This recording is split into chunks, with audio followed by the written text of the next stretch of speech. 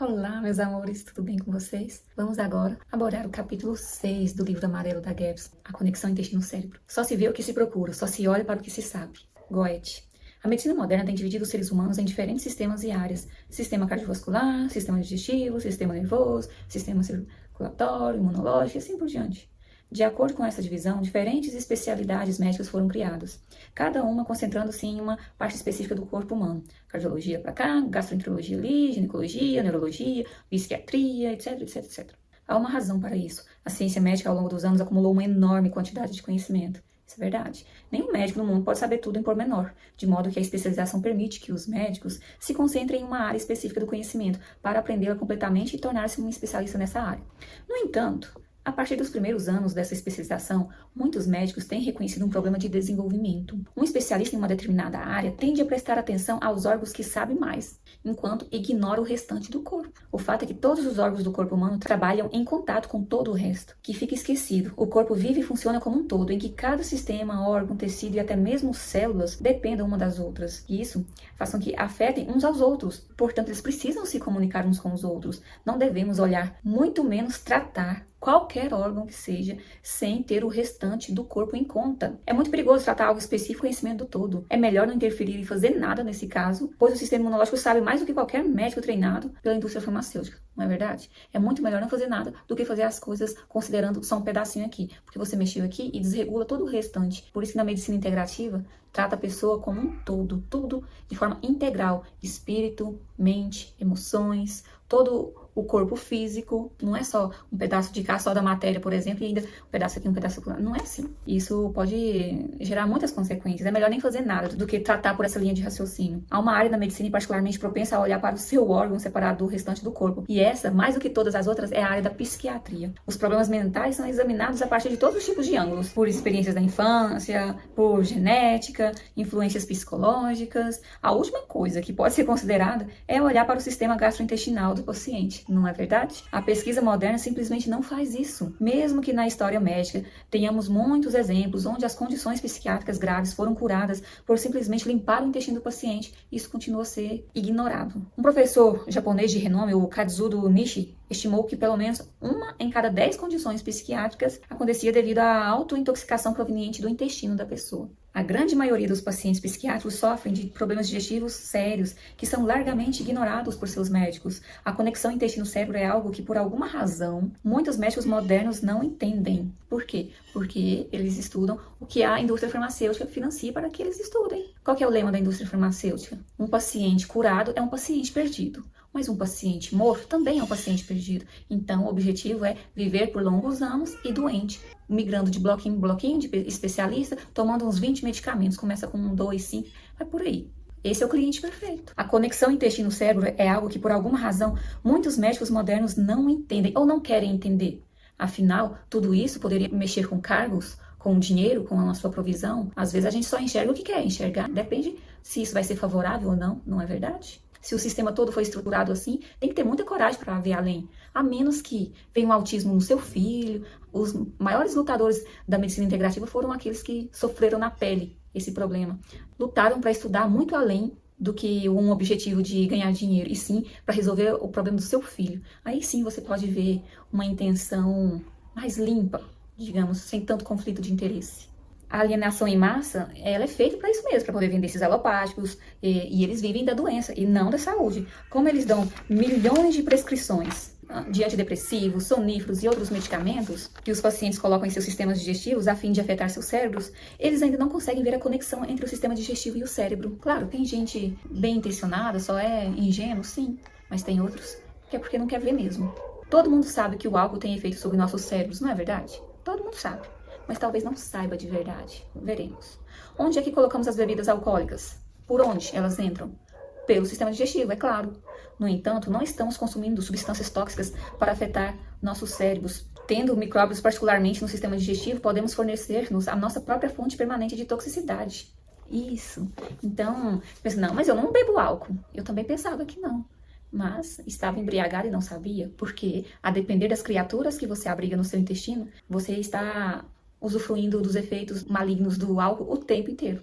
sem saber. Como discutido nos capítulos anteriores, o sistema digestivo de uma pessoa GAPS torna-se uma fonte importante de toxicidade no organismo. Várias neurotoxinas são produzidas pela flora normal do intestino dessas crianças e adultos, absorvidas através da parede danificada do intestino, que chegam ao sangue e são levadas para o cérebro. A mistura de toxinas pode ser muito individual, essa alquimia do veneno, e esta é uma das razões porque todos os pacientes GAPS são tão diferentes. Como mencionado, o número de diferentes toxinas é desconhecido.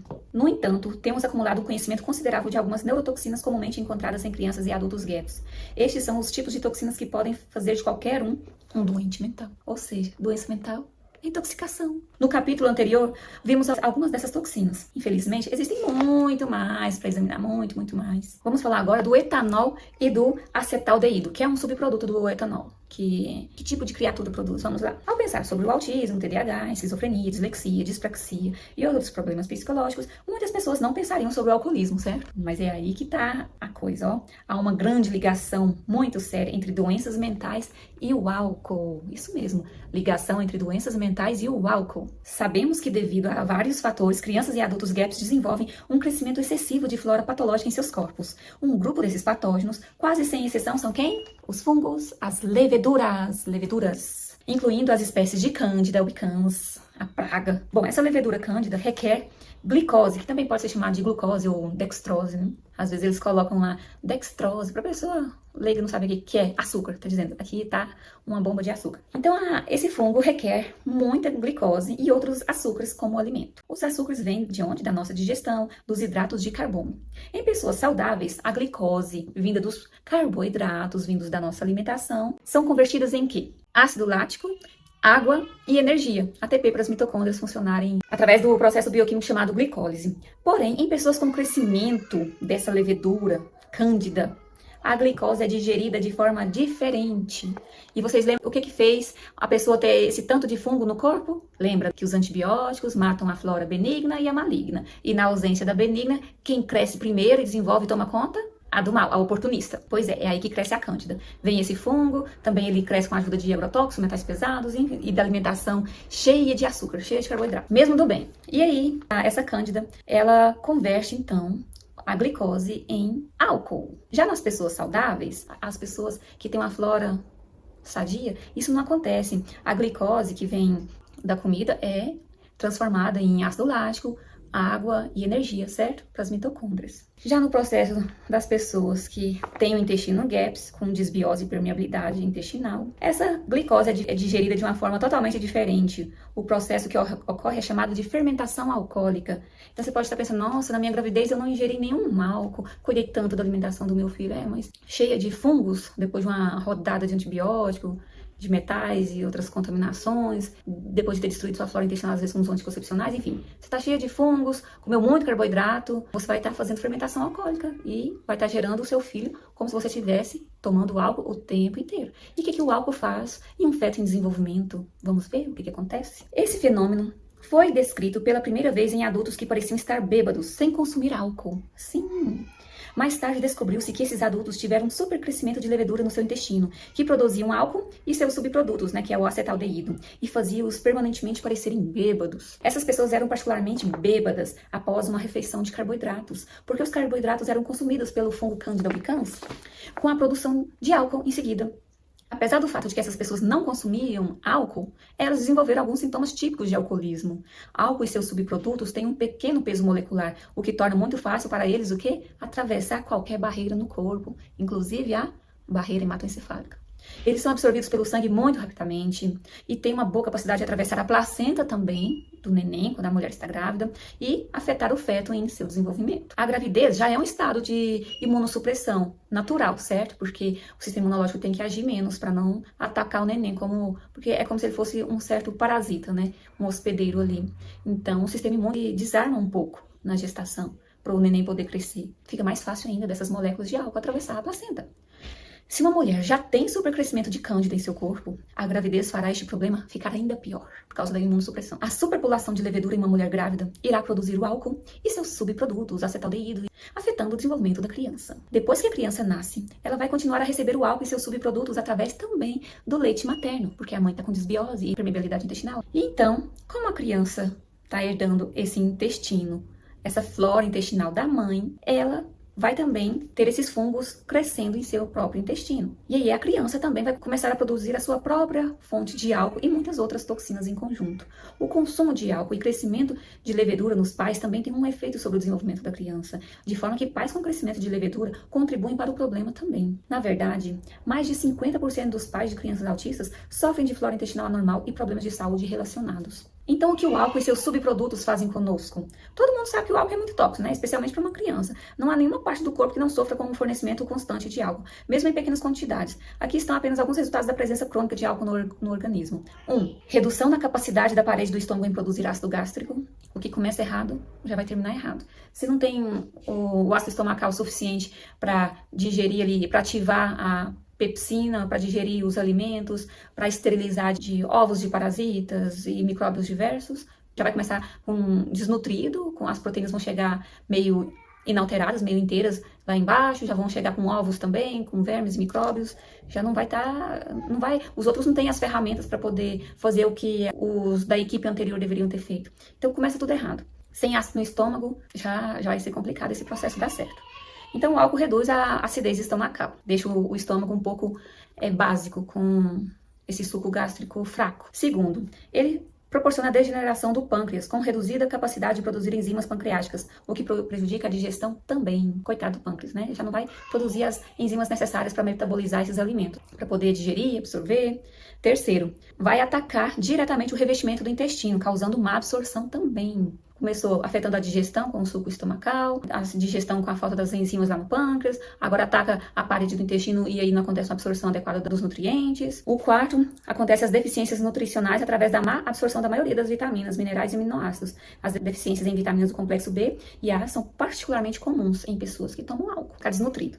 Quinto, os danos ao sistema imunológico, a imunidade cai. Sexto, danos ao fígado, com reduzida capacidade de desintoxicar outros venenos diversos, como as drogas farmacêuticas, poluentes e outras toxinas. Então, esse fígado já vai estar tão ocupado que ele não vai conseguir mais desintoxicar do básico. Sétimo, incapacidade do fígado de dispor de neurotransmissores, hormônios e outros subprodutos do metabolismo normal para poder trabalhar como se deveria. Como resultado, essas substâncias se acumulam no organismo, e ele não consegue jogar as substâncias restantes, os dejetos que o corpo usou e produziu, e ele também não consegue eliminar. E isso vai causar alterações comportamentais e muitos outros problemas também. Um fígado que não consegue jogar fora as toxinas que foram produzidas no nosso corpo, o que acontece? A gente acaba reabsorvendo as toxinas de novo. Vai gerando essas alterações comportamentais e outros sintomas. Oitavo, o álcool também causa lesão cerebral, com a falta de autocontrole, também causa comprometimento da coordenação motora, compromete o desenvolvimento da fala, que fica prejudicada, gera agressão, retardo mental, perda de memória e letargia. Nono, lesiona também o nervo periférico, com os sentidos alterados e fraqueza muscular, porque o nervo periférico tem essa função motora e sensorial, né?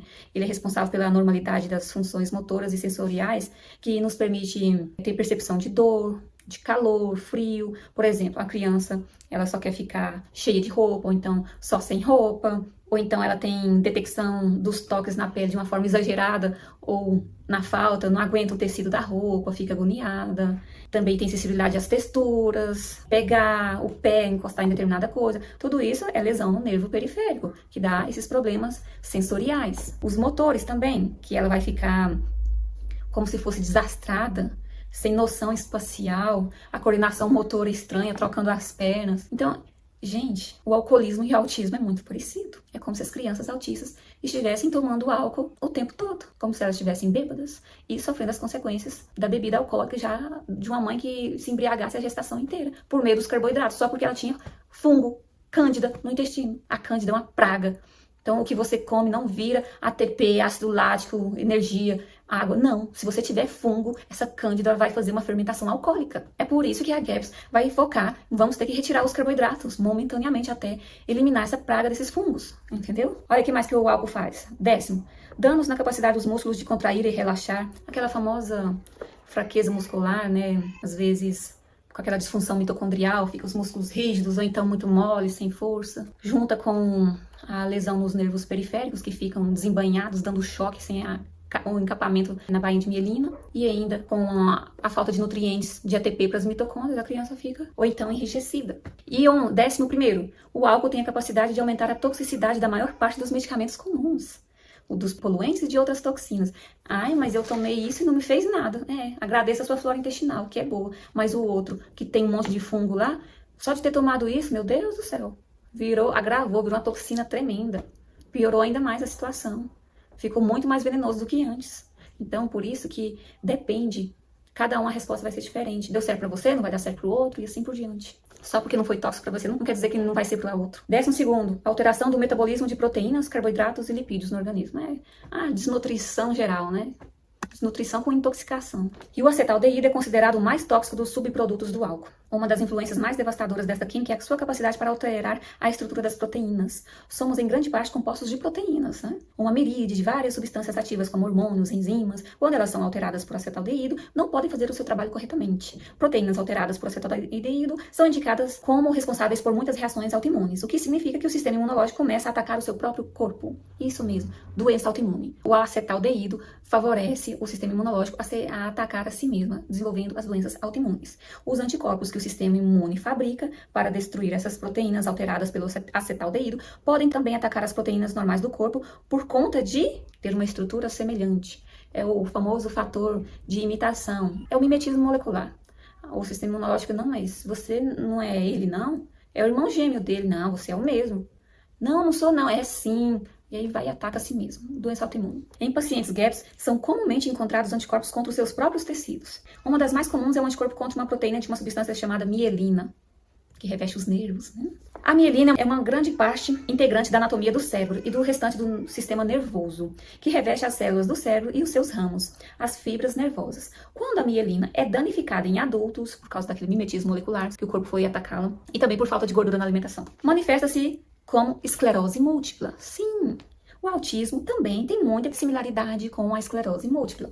Porque, quem tem esclerose múltipla tem fadiga extrema, problema de visão, dificuldades motoras, dormência, espasmos involuntários, problemas para controlar a bexiga ou o intestino e faz xixi e cocô em qualquer hora, tem nevoeiro mental, tem alterações de humor, irritabilidade, depressão, ansiedade e às vezes tem piora com banho quente. Olha aí, os sintomas da esclerose múltipla também são bem parecidos com os sintomas do autismo, porque ambos estão com a doença autoimune atacando a mielina dos nervos, em ambas situações. Há uma semelhança muito grande no quadro neurológico de crianças autistas dispráxicos com os pacientes com esclerose múltipla, que pode ser relacionado com o acetaldeído produzido pelo crescimento de levedura nessas crianças. O álcool e o acetaldeído tornam uma grande quantidade de nutrientes essenciais a ficarem inúteis ao nosso corpo. Por exemplo, quando o acetaldeído se liga a proteínas, ele provoca deficiência funcional da vitamina B6. E essa B6, ela desempenha um fator muito importante na produção de neurotransmissores, no metabolismo dos ácidos graxos, na formação de hemácias e outras funções do corpo. Ou seja, se a pessoa tiver com muito fungo, ela vai ter dificuldade de metabolizar a gordura, viu? Porque aí o fungo produz o álcool e acetaldeído, e o acetaldeído, ele se liga da vitamina B6, não deixa ela fazer o que ela tem de fazer. O corpo não metaboliza os ácidos graxos, não dissolve as gorduras, e aí a pessoa já tem azia, fala, eu não aguento gordura não, é porque tá cheio de fungo. Então o segredo agora é, não, então vamos parar de comer gordura, porque eu sinto azia, eu não dou conta, eu quero vomitar. Não, é aí que você tem que comer mais, para acabar com esses fungos. Porque os fungos, eles se alimentam e crescem com glicose. A glicose vem dos carboidratos. Para matá-los de fome, você precisa fornecer para esse corpo corpos cetônicos. E de onde vem os corpos cetônicos? Das gorduras. É uma coisa, vai levando a outra, é uma cascata. E a pessoa tem que entender, porque senão ela não consegue fazer. Né? Tem que ter argumento. O que é uma deficiência funcional? Isso significa que a pessoa pode ter a abundância de vitamina B6 na dieta, mas porque o acetaldeído ocupou o local de trabalho dessa vitamina em proteínas, ela não pode fazer seu trabalho. Assim, ele flutua pelo corpo de uma forma bastante inútil e, eventualmente, é excretado. Alguma coisinha vai embora, mas fica lá. O fígado não tá trabalhando como deveria também, né? Isso não acontece apenas com a vitamina B6, não. Se fosse só, né? Mas também com muitas outras substâncias ativas no corpo que se ligam a essas proteínas, a fim de cumprir seus propósitos. Ninguém pode fazer seu propósito aqui, Tá cheio de álcool, tá todo mundo bêbado, ninguém trabalha como se deve. Outra deficiência funcional comum em pacientes GAPS é a disfunção da tireoide. Gente, é uma cascata, uma coisa nunca há uma interrupção. Só sempre parece que tem como piorar, né? A glândula tireoide pode estar produzindo abundância de hormônios, mas seus locais de trabalho estão ocupados por acetaldeído e outras toxinas. Como resultado, a pessoa desenvolve os sintomas típicos de deficiência da tireoide: depressão, letargia, fadiga, ganho de peso, falta de controle da temperatura corporal, baixa imunidade. A maioria dos autistas também vai ter disfunção da tireoide. É problema hormonal sistêmico. Conversamos sobre a conexão do alcoolismo nas crianças e adultos jovens que tem o GAP, certo? Chocante, não é? Agora já vamos falar sobre a dependência de drogas. dependência de drogas. E aqui, a dependência de drogas, ela cita um exemplo muito interessante. Ela relatou como droga o quê? O glúten e o leite. Sim, quando a pessoa tem levedura, o glúten e o leite se transformam em um opioide. Caseomorfina e gluteomorfina. Isso mesmo. Por isso que esse vício. Fale de tudo. Não mexa no meu vício. O glúten não faz mal. O leite não faz mal. Por quê? Tá cutucando no vício, né? Vamos lá. O que o viciado faz? Não, isso não me faz mal, não. Não é assim? Pois é. Vai mexer na dieta, a guerra, né? O glúten é uma proteína presente em grãos, principalmente no trigo, no centeio, na aveia e na cevada.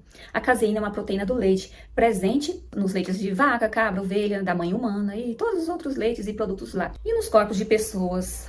GAPS, essas proteínas não são digeridas corretamente e se transformam em substâncias com estruturas químicas similares aos opiáceos, como a morfina e a heroína. Sim, a sua ingestão de leite está sendo transformada em morfina e é como se fosse um opiáceo, né? Como morfina e heroína. Você fala, não, eu vou beber leite sem lactose. Eu falei aqui, ó, caseína. Lactose é o açúcar do leite. A caseína também tem um efeito devastador. E no leite o problema não é só a caseína e a lactose, não.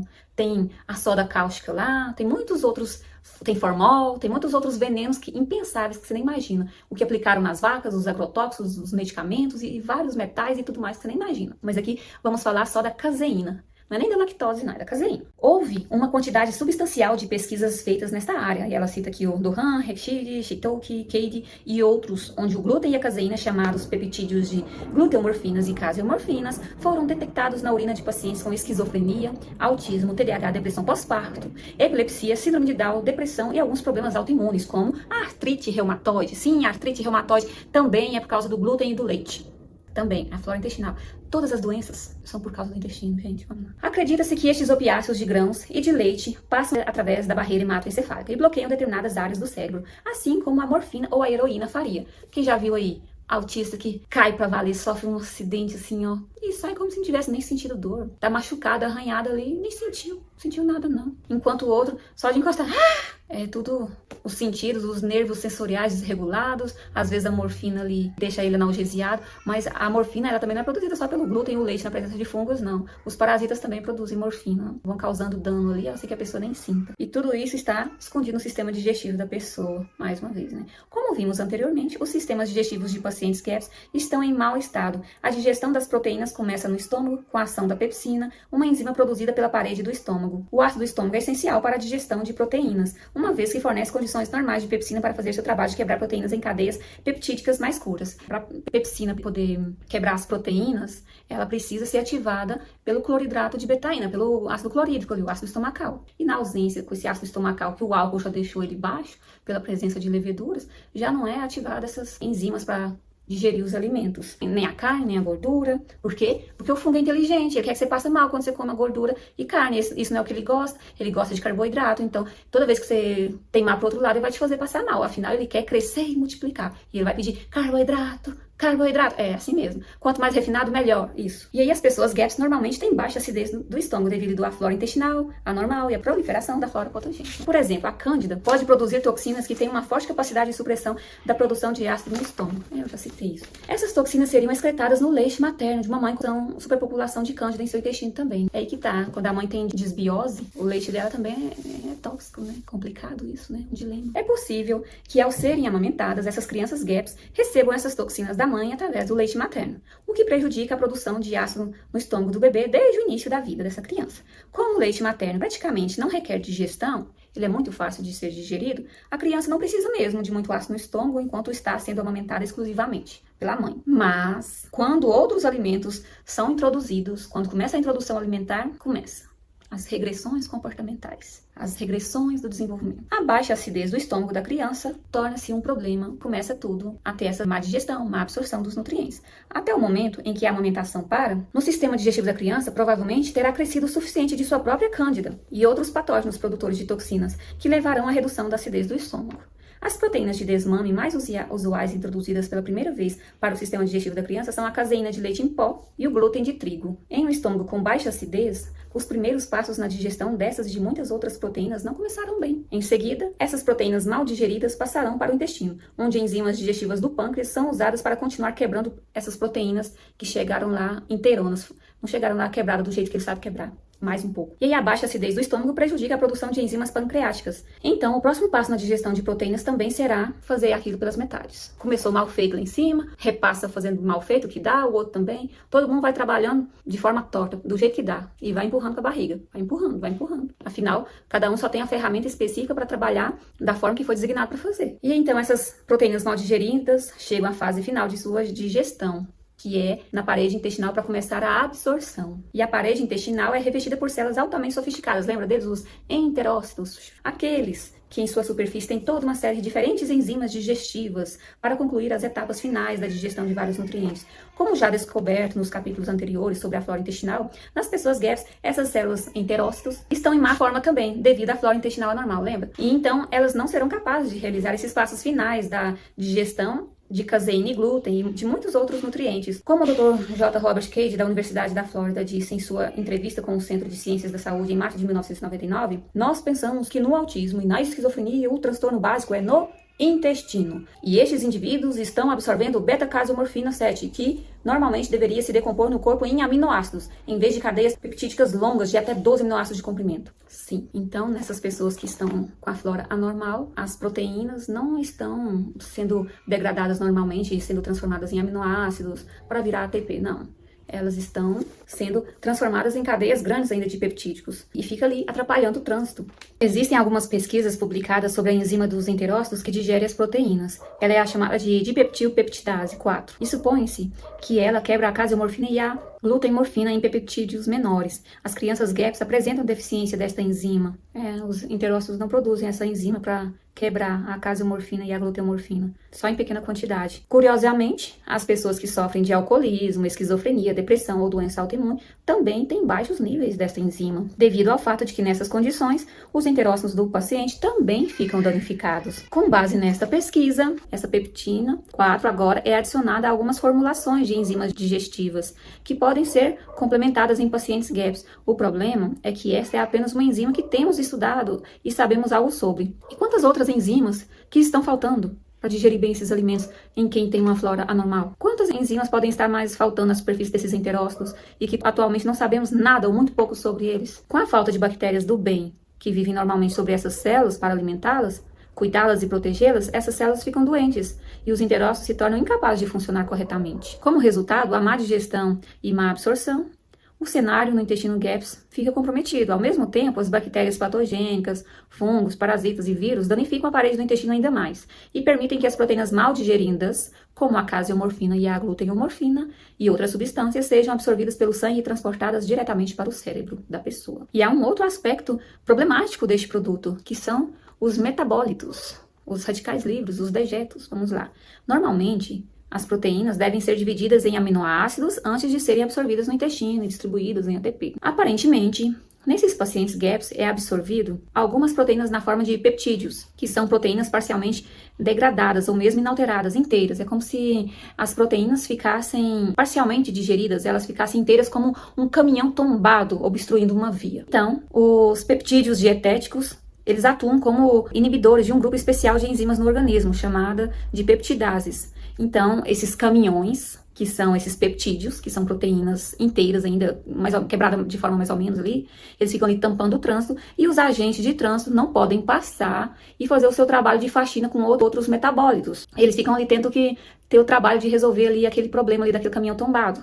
Então, essas enzimas peptidases, que seriam como se fossem agentes de trânsito, elas se ligam a esses peptídeos que estão quebrados mais ou menos, que são esses caminhões deitados lá na via, se liga a eles resolvendo o problema. Às vezes chamam um bobeiro, uma polícia para ver como é que foi ali, e aí os outros ficam lá circulando, sem saber o que fazer, parado, para onde a gente vai? O restante do trânsito, que são os resíduos metabólitos, porque seriam esses agentes de trânsito, as enzimas peptidases, que seriam responsáveis por digerir nossos neurotransmissores, hormônios e muitas outras substâncias ativas depois de terem realizado seus trabalhos, outras substâncias que a gente já não precisa mais. E aí, essas substâncias que a gente não precisa mais, não tem quem lide com elas. O que acontece então? Elas serão reabsorvidas.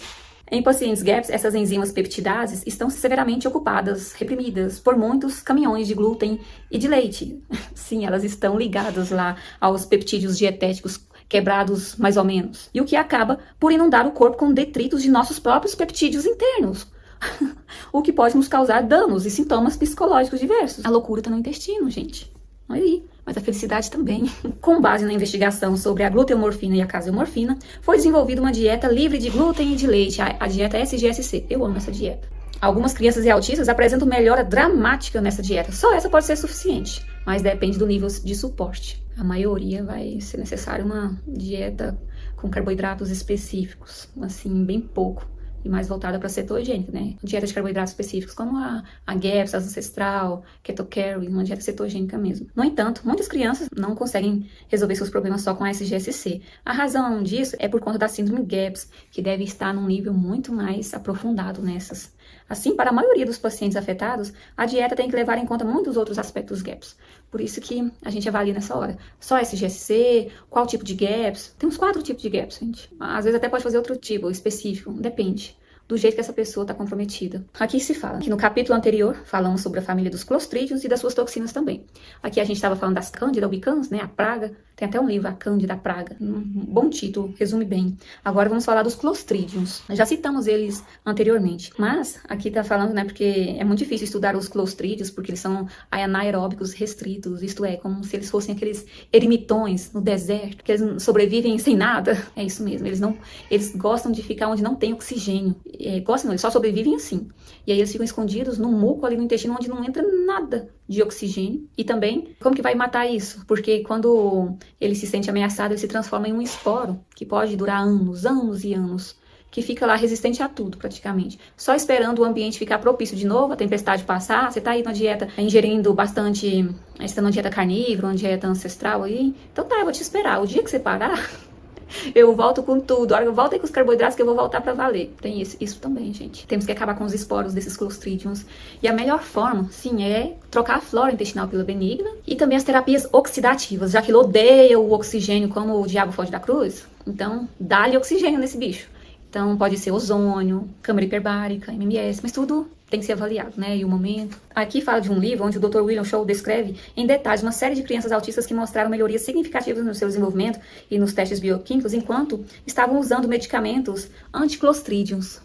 Olha, gente, esse estudo aqui, essa pesquisa, mostrou que os autistas ficaram incríveis, muito bem, enquanto utilizavam medicação anti-clostridium. Infelizmente, logo que a medicação foi interrompida, as crianças deslizaram de volta para o autismo. É como se elas tivessem ficado um tempo sem autismo e depois voltasse. Tanto que esses clostridiums são terríveis também. Eles propagam muito com o agrotóxico, o glifosato. E por que a gente então não pode ficar dando medicamento anticlostrídio? É porque é tóxico, o fígado não aguenta.